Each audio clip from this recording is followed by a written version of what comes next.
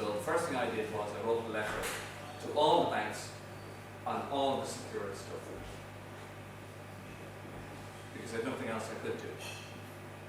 Okay? Didn't have enough money for them, couldn't give them any more money, had stopped paying some of the mortgages already. There wasn't enough revenue coming in, there was enough revenue just to keep us.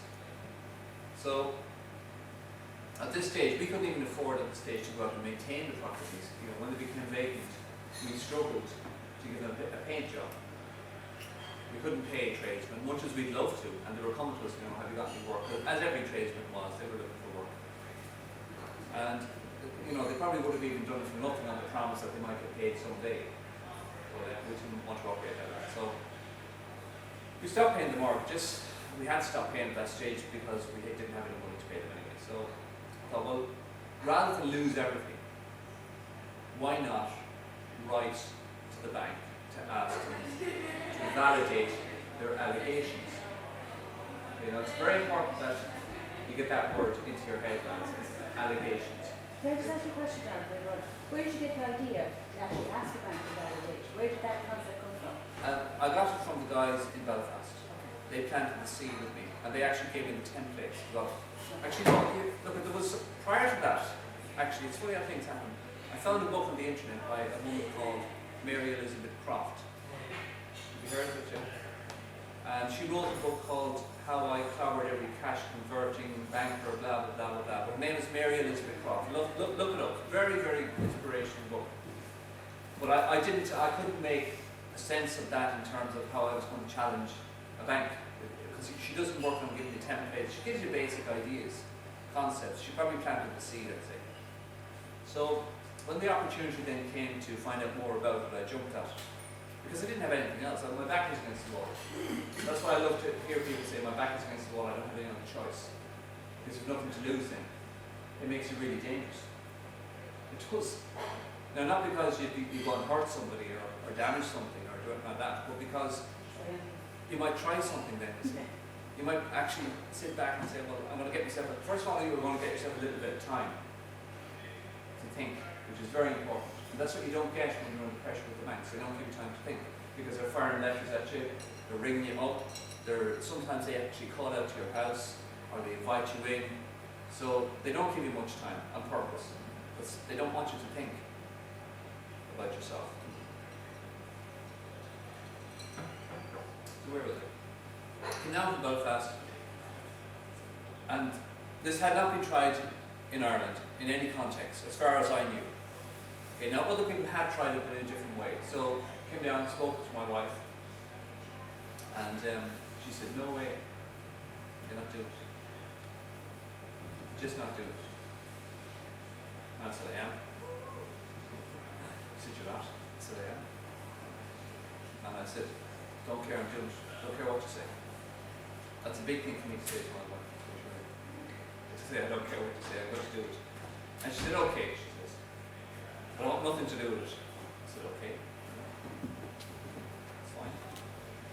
So, then the following Monday or Tuesday I started writing letters. I think I started with the Bank of Ireland, which is the thing I have up there, Bank of Ireland. Now, I'll kind of work in reverse. I printed off a few hundred of these. So the first letter basically has 3 parts in it, and it's only 1 page.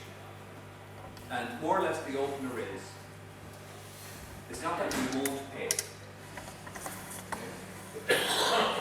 In fact, we don't have a problem. There's no problem there. What we want you to do is document and verify your allegation. Okay. We might have made a mistake, but equally you might have made a mistake. If you're alleging or accusing us of owing you money, and you validate that and verify it with documented evidence, it's a fairly reasonable question, wouldn't you think? Yeah? Okay. Now, I'll explain something now that might... Now, that's the essence of what the whole thing is about. That's all. It isn't any more complex than that. That's the whole presentation finished now. Will we go to the bar? Okay. That's what you have there is basically you're asking the bank to prove that you owe them a debt. We never do. Not so far. Not so far. Not for anybody that I dealt with or spoke to ever in this country, or ever in the UK for that matter, or ever in the States for that matter. They've never validated, verified, or documented their claims. Now, it's strange. It's a very strange thing. Now, when I was writing the first letter, I didn't know what it meant, the questions I'd written down. I just had not got a clue. And somebody might be listening tonight and thinking, oh, what the hell does that mean? Okay. I'll try and break it down like this. And we get deeper into the book in a minute and the letters that were written. But I bought myself a Black's Law dictionary. Now, I should have said this at the beginning. I'm not legally qualified. I'm not a solicitor. I'm not an accountant. I have no professional qualifications. Okay? You can record this if you want. I don't care what's being said and what's being talked about. I'm just sitting here, the same as yourselves. I'm just a layman, and I'm just asking questions. Okay? Now, I'm under less pressure than I was. You can see, I didn't commit suicide. I'm still here. Okay? Which is, I think, is a bonus for me and other people don't think so. So, I'm lucky to be here, but only because I got the information at the right time. I was suicidal. Mentally, I was unstable, and I probably would have caved in and finished myself off at some stage if I didn't get this information. And I'm saying it because I'm sure there's people here at some stage would have felt the same. I'm just being honest and open. And an awful lot of what Stephen mentioned earlier, it goes back to finance. If none of us had any financial problems, there'd be less problems generally. There'd be less social problems, there'd be less suicides, there'd be very little migration or immigration. All the financial stuff is sorted out, I think anyway. Right, so I go into some definitions. I went out and in my ignorance of the law and the legality, I wanted to find out, because what I'm trying to do is study and understand, because I went to, during the process of writing the letters, I was going to solicitors and trying to get them to, help me. And I went through 4 different solicitors and 2 barristers. None of them wanted to help me. One of the solicitors was good enough and honest enough to say to me, no, I'll tell you why I'm not going to help you, because it'll ruin my career. Even if I beat the banks, or don't beat the banks, my career is finished if I'm perceived to really have a go at the bank on a constitutional basis, on contract law, or on a human rights basis. Solicitors and barristers in this country do not act or operate from those 3 areas for some reason. That's what I found anyway. Now, I'm sorry for the solicitors here. Are there any solicitors here? No? No? Okay. Now, I don't mind. I'm just being, this is what I found out about solicitors and barristers, and similarly about judges as well. They're useless. Well, I don't know if they're useless, but they know what they want to do. They know, they know where the bread is buttered. Well, look, I didn't challenge 4 solicitors and 2 barristers. I was engaging with them, trying to get them to work with me, and they wouldn't. That's simple, because they knew I wanted to go all out to, legally challenge the banks. That was it. And I made it very clear I wasn't messing about. But they wouldn't come on board with me. And one of the solicitors I had used for quite a few years, and 2 barristers. And I also I've challenged 1 or 2 barristers, which I've pre-recorded before, but barristers themselves, well, I'll tell you a story about barristers later, but I don't perceive them anymore the way I used to. Okay, so where was I? The letters. So yeah, I want to get on to this first. We'll give you some definitions, and it might be a little boring, but it might be also helpful later on, because now you begin to understand what I have found out. I'm not saying what I'm saying is 100% right, it's just the information that I have been to date. Now this is helpful in a wider context for everybody, because I walk around and I hand out these cards and say, life after death. You can live after death, you can write off all debt if you want to, all or any debt. So with that, and what I do to support that is there's 3 things, and I'll write it up on the board just so you can have a quick look at that. Oh yeah, it's here already.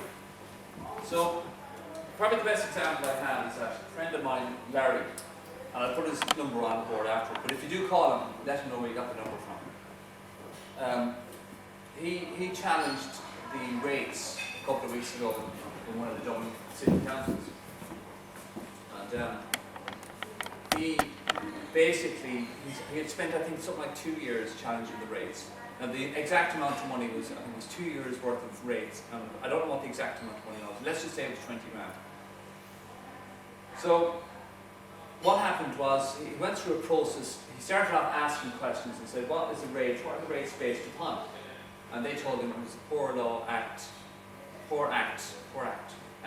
1938 or something like that. It predates the famine in Ireland, or the Holocaust, as some people call it. So it was put in situ, the Poor Law Act was put in situ in 1838, after the Poor Law Act in the UK of 1834. So they carried it over to and applied it to Ireland because they were trying to support the indigent and the poor of Ireland. And I think around that time in Dublin there was the first workhouse or charity that was ever set up, something like that. So what relevance is that to rates? Well, the council told him that the rates were precedent upon this act that was created in 1838.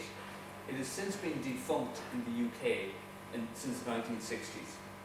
But in the Irish Oireachtas and not constitution, but in the, what they call it, the law book, or whatever they call it, the statute book, it's still there.